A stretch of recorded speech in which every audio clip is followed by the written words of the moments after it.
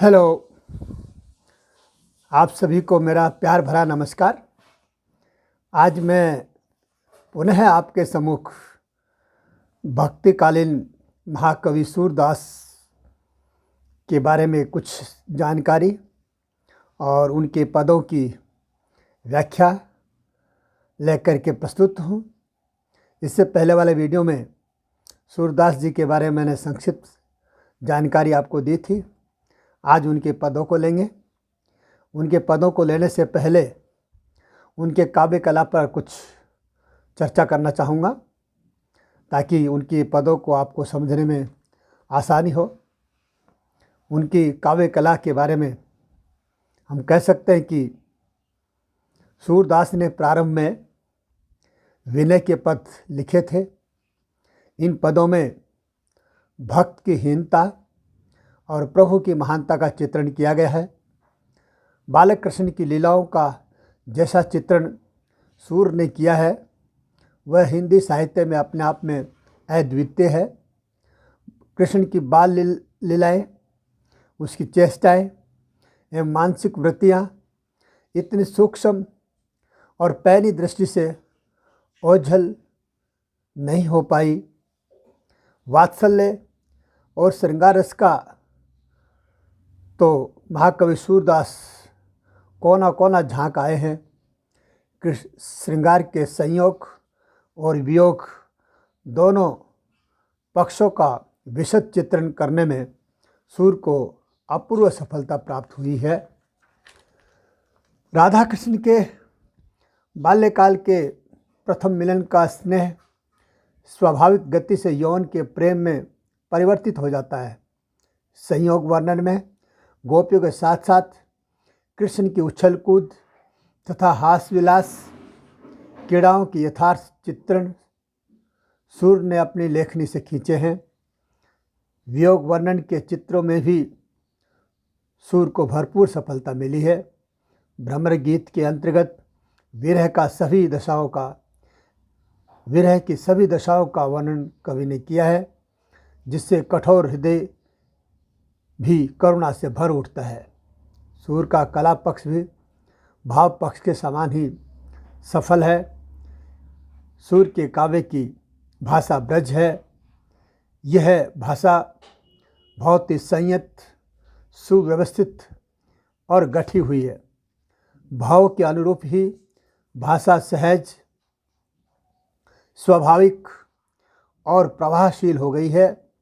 उसमें माधुर्य, प्रसाद, यथास्थान, ओज आदि के सभी गुण देखने को मिलते हैं। कवि ने अपने काव्य में तत्सम के शब्दों का, ब्रज भाषा के ठेठ शब्दों का, फारसी, अवधी, पंजाबी, गुजराती तथा बुंदेलखंडी शब्दों का प्रयोग अपनी रचनाओं में किया है। अलंकारों के अंतर्गत उपमा, रूपक, उत्प्रेक्षा आदि अलंकारों का प्रयोग अधिक हुआ है। सूर ने इन अलंकारों का आरोपण नहीं किया, अपितु ये स्वतः ही आ गए हैं। सूर का काव्य अपने आप में गागर में सागर भरने वाला है। इसलिए कवियों ने इनकी समीक्षा करते समय भक्ति काल के जितने भी कवि हैं उनमें सर्वमान्य श्रेष्ठ स्थान सूरदास जी को मिला है। इनके पदों की एक सबसे बड़ी अन्य विशेषता यह है कि ये पद गैर शैली में लिखे गए हैं। शास्त्रीय राग पद्धति के आधार पर लिखे गए हैं, जिनके आधार पर इनको समय विशेष और शास्त्रीय संगीत के आधार पर इनका गायन भी किया जा सकता है। ये थी इनकी भाषा शैली की बात। अब हम बात करते हैं सूर सागर के वे पद जो आपके पाठ्यक्रम में हैं। उन पदों को समझाने से पहले ये जान लेना आवश्यक है कि इन पदों की पृष्ठभूमि क्या है। ऐसा है कि श्रीमद् भागवत गीता में ये एक प्रसंग आया है कृष्ण और उद्धव का। कथा कुछ ऐसे है कि जब श्री कृष्ण को ब्रज छोड़े हुए बहुत समय बीत गया, कृष्ण राजकाज के कामों में व्यस्त होने के कारण ब्रज नहीं जा पाए। जबकि ब्रजवासी कृष्ण के बिना बहुत दुखी और बेहाल थे।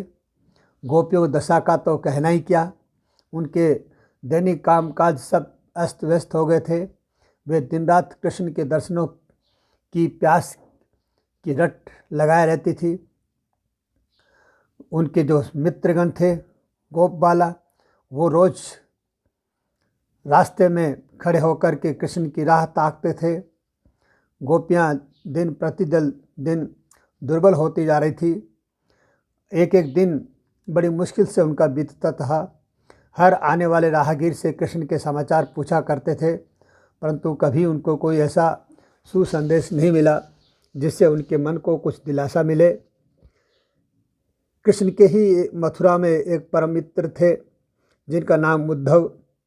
वो जो कृष्ण की कद काठी के थे, कृष्ण के रंग के समान ही सांवले रंग के थे। कृष्ण उनसे बड़ा प्रेम करते थे, परंतु उद्धव शास्त्रों के विद्वान थे। सिर्फ सैद्धांतिक बातों को पकड़ करके ही अपनी ज़िंदगी में बैठे थे। शास्त्रों की बातों के हिसाब से ही अपनी भक्ति भावना को महत्व देते थे। इसलिए वे कहा करते थे कि प्रभु तो अपने हृदय में है, अपने अंदर झांकना पड़ेगा, उसके लिए समाधि लगानी पड़ेगी, उसके लिए प्राणायाम करने पड़ेगा। तो कृष्ण ने देखा कि उद्धव सिर्फ और सिर्फ बाहरी किताबी बातें लेकर के ही ज्ञान में भरा पड़ा है। व्यवहारिक बातों का ज्ञान होना बहुत ज़रूरी है कि प्रभु भक्ति के लिए प्रेम की महत्ता भी बहुत अधिक होती है। ये बात समझाना चाहते थे कृष्ण। तो सूरदास जी कहते हैं कि कृष्ण ने एक उपाय निकाला कि उद्धव को ब्रज भेजा जाए। ब्रज में जब ये गोपियों को समझाएंगे, उनको कहा जाएगा कि जाओ गोपियों को समझाओ वो मेरे प्रेम में क्यों पागल हो रही हैं, उनको अपने ज्ञान की शिक्षा दो, उनको समझाओ कि एक इंसान के पीछे भाग करके, एक इंसान के प्रेम में पड़ करके ज़िंदगी खराब करना बेकार है। प्रभु तो अपने अंदर है। इस जीवन का मुख्य लक्ष्य ही प्रभु को प्राप्त करना है और उसके लिए अंदर में ही समाधि लगानी पड़ेगी। इस तरह की शिक्षा उनको दो ताकि उनका जीवन धन्य हो जाए। कृष्ण एक तीर से दो शिकार करना चाहते थे। वे देखना भी चाहते थे कि गोपियाँ उनसे कितना प्रेम करती हैं। अगर वो उद्धव की बातों में आ जाती हैं तो माना जाएगा कि गोपियों का जो प्रेम है वो एक निष्ठ नहीं है, अनन्य भाव का नहीं है। और अगर गोपियाँ अपने प्रेम पर अडिग रहती हैं तो हो सकता है उद्धव पर उनके प्रेम का असर पड़े, उद्धव प्रेम की महत्ता समझ जाए, तो उद्धव का जीवन भी बदल जाए और गोपियों की परीक्षा भी हो जाए। इसी व्याज से कृष्ण ने उद्धव को भेजा और एक दिन कहा, उद्धव मोहि ब्रज बिसरत नाही। हे उद्धव, मुझसे ब्रज की याद भुलाई नहीं जाती है। रह करके ब्रज के लोग, सखागण, गोपियाँ, माँ यशोदा, सब लोग मुझे रह कर याद आते हैं, पर मैं विवश हूँ कि राजकाज के कामों के कारण वहाँ नहीं जा सकता। इसलिए हे उद्धव, तुम मेरा काम करो, उन ब्रजवासियों के बीच में जाओ और मेरे कुशल क्षेम का समाचार उनको सुनाओ और उन सबको ये समझाओ कि वास्तविक ज्ञान क्या है। मेरे प्रेम में पड़ कर के वे लोग अपना जीवन खराब न करें। जो तुम कहते हो कि प्रभु भक्ति ही जीवन का मुख्य उद्देश्य है और उसके लिए आंतरिक साधना करनी पड़ती है, योग अभ्यास करना पड़ता है, प्राणायाम करना पड़ता है। हे उद्धव, तुम जाकर उनको समझाओ ताकि उनका भी कल्याण हो और वो किसी एक इंसानी हाड़ मांस वाले शरीर से प्रेम करके अपना जीवन खराब न करें। तुम्हारा बड़ा उपकार होगा मुझ पर अगर तुम उनको समझाने में सफल होते हो। तो इस तरह के व्याज से कृष्ण ने उद्धव को समझाया। उद्धव को बड़ी खुशी हुई, चलो आज कृष्ण ने मेरे ज्ञान का सम्मान किया है, मुझे सम्मान दिया है, मुझ पर विश्वास किया है, तो मुझे ब्रज में अवश्य जाना चाहिए। तो यही सोच करके अपने ज्ञान के घमंड में भर करके अपने शास्त्रों के को लेकर के ब्रज की तरफ उद्धव चल पड़ता है। इस कहानी के जरिए जो समीक्षक ये कहते हैं कि उद्धव ने ज्ञान योग के ऊपर सगुण भक्ति भावना की महत्ता दिखाई है कि निर्गुण भक्ति से सगुण भक्ति कहीं अधिक श्रेष्ठ है, सरल है, सहज है। परंतु मेरा व्यक्तिगत मत ये है कि कृष्ण इस बात से यही समझाना चाहते थे उद्धव को कि जीवन में चाहे भक्ति किसी तरह से करे, बिना प्रेम के कोई भी भक्ति सफल नहीं हो सकती। असली भक्ति प्रेम योग है, बिना प्रेम के कुछ भी संभव नहीं है। इसलिए कृष्ण उसको प्रेम का पाठ पढ़ाना चाहते थे। निर्गुण भक्ति भावना में भी अगर कोई भक्ति करता तो वहाँ भी प्रेम होता है, बिना प्रेम के वो भक्ति भी निरस है। तो उद्धव को चूँकि शास्त्रीय ज्ञान था, व्यवहारिक ज्ञान नहीं था, सिर्फ शास्त्रों के आधार पर ही वो ज्ञान बघारा करते थे, इसलिए कृष्ण उसमें प्रेम का तत्व डालना चाहते थे और इसी प्रेम के तत्व का बीज बोने के लिए, शिक्षा देने के लिए उद्धव को ब्रजवासियों को समझाने के व्यास से उद्धव को ब्रज भेजा ताकि उनको प्रेम की महत्ता समझ में आए और इस काम में कृष्ण सफल भी हुए। तो जब ब्रज गए उद्धव तो ब्रजवासियों को बड़ी खुशी हुई। दूर से देखा कि कृष्ण जैसा कोई चला आ रहा है तो हो सकता है कृष्ण ही हो, हमारे मित्र हो, कन्हैया हो। तो सब लोग समाचार करते हैं कि भाई कोई मथुरा की तरफ से कोई आ रहा है, लगता है कृष्ण ही हमसे मिलने आ रहा हो। परंतु जैसे जैसे नज़दीक आया, कद काठी वही, वैसा ही रंग, परंतु बिल्कुल पास आने पर पता चला ये तो कोई और है। हो सकता मथुरा से कृष्ण का संदेश लेकर के आया हो। सब लोग आकर के उसको घेर लेते हैं और गोपियाँ तो एक दूसरे उतावली होकर के पूछती हैं कि हमको का लिखा, हमको का लिखा, यानी हमें हमारे लिए क्या संदेश दिया है, मेरे लिए क्या संदेश दिया है, मेरे लिए क्या संदेश दिया है। इस तरह से उतावलेपन में आकर के गोपियाँ अनेक प्रकार से प्रश्नों की बौछार कर देती हैं। उद्धव जो है उनकी इस तरह का व्यवहार देखकर हक्का बक्का रह जाता है। वो उससे कोई जवाब देते नहीं बनता, वो अपनी बात कहने का अवसर ढूंढता है, उसको मौका ही नहीं मिलता है। वो सोचता है कि मैं इनको कैसे समझाऊं, ये मुझे बोलने का मौका तक नहीं दे रहे हैं। इस तरह से बाद में वो कहते हैं कि भाई मैं कृष्ण ने मुझे भेजा है और मैं आपको ज्ञान देना चाहता हूँ। मैं चाहता हूँ कि आपका जीवन व्यर्थ नहीं जाए। मैं चाहता हूँ कि किसी एक हाड़ मांस के पुतले के शरीर से प्रेम करके आपका जीवन व्यर्थ न जाए। इसलिए अगर ज़िंदगी में कुछ पाना है, प्रभु की भक्ति करनी है, तो उसको अंदर में ढूंढो। उसको योग और ध्यान और अभ्यास के ज़रिए उसको पाया जा सकता है। इस तरह की थोथी नीरस, सारहीन और सिर्फ शास्त्रीय बातें उनके सामने की, पर गोपियाँ कृष्ण के प्रेम में पगी हुई थी, रची हुई थी। उनको इस बातों से कोई मतलब नहीं था। वो तो सिर्फ और सिर्फ कृष्ण की राजी खुशी, कुशलक्षेम और उनके लिए क्या संदेश भेजा है वही सुनना चाहती थी। वो तो यही सुनना चाहती थी कि कृष्ण के प्रेम को और अधिक कैसे बढ़ा सकते हैं। वो यही सुनना चाहती थी कि कृष्ण के बिना वे कैसे जीवित रह सकते हैं। वे यही सुनना चाहती थी आखिर कृष्ण के दर्शन उन्हें कैसे और कब हो सकते हैं। परंतु जब उद्धव ने इससे विपरीत बातें बताई तो झुंझला गई और बहुत ही चतुराई के साथ में उद्धव की बात को काटती हैं, उस पर आक्षेप करती हैं, उसको उपालंब देती हैं और अनेक व्याज से उनके जो विचार हैं उनको उन पर कटाक्ष करती हैं, उनको उनकी मजाक उड़ाती है या कहिए कि उनकी हंसी का पात्र बना देती हैं। तो इस तरह से ये भ्रमर गीत लिखा गया है।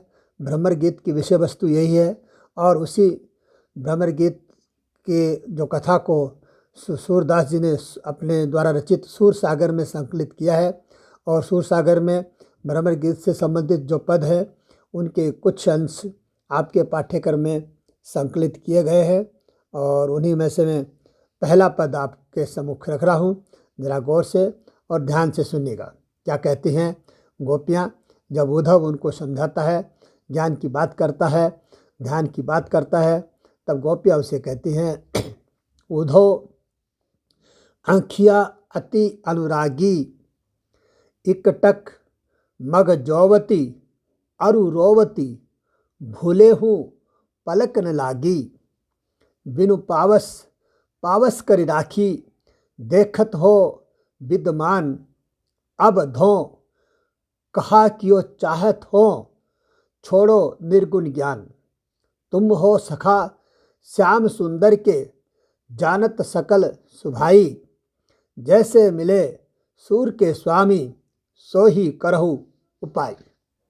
भाषा ब्रज है। पद की गयता जो है बहुत ही सुंदर और स्पष्ट है। यहाँ उस उद्धव की ज्ञान की बातें सुनकर के गोपियाँ परेशान हो गई हैं और वे इस तरह की बातें सुनने के लिए तैयार नहीं हैं। इसलिए उद्धव को बीच में रोक करके ही गोपियाँ उद्धव से कहती हैं, उद्धव आखिया अति अनुरागी। हे उद्धव, तुम पहले हमारी बात सुनो। हमारी आंखें तो कृष्ण के दर्शनों के प्रति ही अनुराग में अनुरक्त हैं। हम तो सिर्फ और सिर्फ कृष्ण को ही देखना चाहती हैं। ये आंखें कृष्ण के स्वरूप के अलावा किसी अन्य ब्रह्म के स्वरूप को देखना नहीं चाहती हैं। इसलिए तुम जिस ब्रह्म की बात कर रहे हो उसका स्वरूप हमारे किसी काम का नहीं है, क्योंकि हमारी आँखों को तो कृष्ण को देखने की ही आदत पड़ी हुई है और इसके अतिरिक्त हमारी आँखें हमारा कहना नहीं मानती हैं। वे तो सिर्फ और सिर्फ कृष्ण को ही देखना चाहती हैं। इनके मन में तो सिर्फ और सिर्फ कृष्ण की छवि ही बसी हुई है। हे उद्धव, एक टक मग जौवती। ये हम लोग जो है जिस दिन से कृष्ण गए हैं, हम लगातार रास्ते की तरफ देखती रहती हैं। रास्ता यानी मथुरा से आने वाले रास्ते की तरफ हमेशा बिना टकटकी लगाए, बिना पलक झपकाए हम रोज़ देखती रहती हैं। उनका इंतज़ार करती हैं कि कभी उस रास्ते से कृष्ण आए और हमें दर्शन ज़रूर देंगे। ऐसा सोच करके हम रोज़ प्रतिदिन इसी तरह से उनका इंतज़ार करती हैं। परंतु जब शाम हो जाती है और कृष्ण के दर्शन नहीं होते हैं तो दुखी होकर के इन आँखों में आंसू आ जाते हैं और रोती हुई हम अपने घर आती हैं।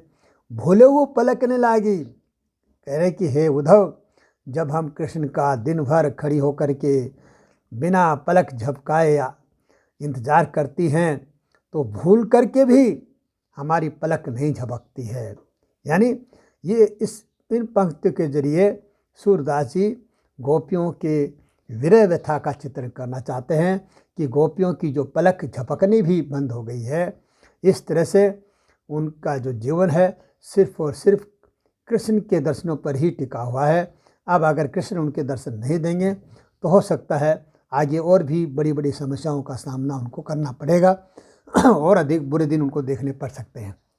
आगे कहते हैं कवि, बिनु पावस पावस करे राखी, देखत हो विद्यमान। हे उद्धव, तुम खुद ही देख लो, तुम्हारे सामने ही देख लो। इन आँखों में हमेशा आंसुओं की बारिश होती रहती है। प्राकृतिक वर्षा तो वर्षा ऋतु में अधिक होती है, परंतु हमारे यहाँ तो बिल्कुल ही विपरीत काम हो रहा है।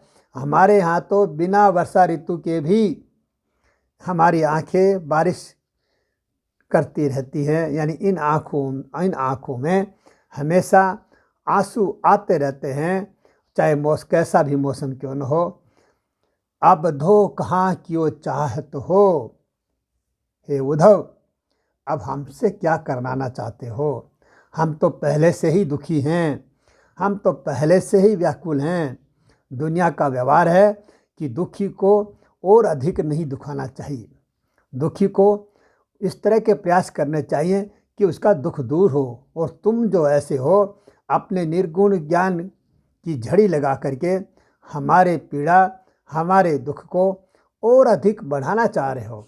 ये आपका व्यवहार उद्धव अच्छा नहीं है। ये एक समझदार आदमी का व्यवहार नहीं हो सकता है। इसलिए हे उद्धव, तुमसे हमारी विनती है कि तुम अपने निर्गुण ज्ञान की बातें करके हमें और अधिक तकलीफ और पीड़ा मत दो। तुम हो सखा श्याम के सुंदर, जानत सकल सुभाई। हे उद्धव, तुम तो श्याम के मित्र हो, घनिष्ठ मित्र हो, रोज़ उनके साथ उठते बैठते हो। तो उनके स्वभाव को बहुत अच्छी तरह जान गए हो, परिचित हो गए हो, उनके सारे व्यवहार की जानकारी तुम्हें हो गई है। कभी न कभी उठते बैठते उन्होंने हमारे बारे में कोई चर्चा की होगी, हमारे पास आने के लिए, हमें दर्शन देने के लिए कभी तो तुम्हें कुछ संकेत दिया होगा। इसलिए हम तो तुमसे यही विनती करती हैं कि जैसे मिले सूर के स्वामी, सूरदास कहते हैं कि गोपियों ने उद्धव से कहा कि हे उद्धव, हमें तो सो ही करो उपाय, हमें तो वो उपाय बताओ कि किस प्रकार हम अपने स्वामी के दर्शन कर सकती हैं। हम वही उपाय करेंगी। हे उद्धव, तुम हमारे पर इतना एहसान कर दो कि हमें कृष्ण से मिलने का कोई उपाय बता दो। बाकी तुम्हारे ज्ञान की हमें अधिक आवश्यकता नहीं है, हमें तो सिर्फ और सिर्फ कृष्ण के दर्शनों की जरूरत है। हमारे प्राण उनके दर्शन करके ही बच सकते हैं। हे उद्धव, तुम से हमारी ये विनती है कि कृष्ण से मिलने का कोई न कोई उपाय बता दो। प्रिय विद्यार्थियों, इसी पद के साथ मैं इस वीडियो को यहीं समाप्त करता हूँ और शेष आगे के पदों की व्याख्या मैं अगले वीडियो में लेकर आपके सम्मुख प्रस्तुत होऊंगा। इसी के साथ आप सबको बहुत बहुत धन्यवाद।